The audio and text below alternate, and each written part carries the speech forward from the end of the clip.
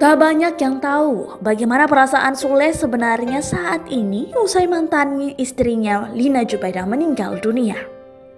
Namun pengacara Rizky Febian, Zaili Dose Hudaya mengungkapkan semuanya. Zaili mendengar pengakuan dari Sule yang diiringi tangis sang komedian ketika menemaninya ke pemakaman Lina.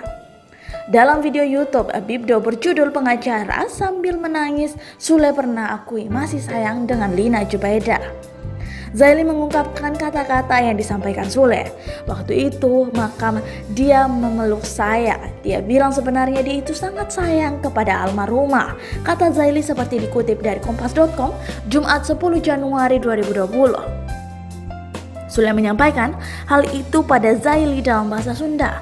Pak, salares nama abdi teh-nya pisan kalina. Pak, sebenarnya mah saya tuh sayang sekali sama Lina. Itu yang saya dengar dari Sule sambil menangis, ucap Zaili. Zaili juga mengingat kembali bagaimana dulu sebenarnya saat sedang mengurus proses perceraian dengan Lina.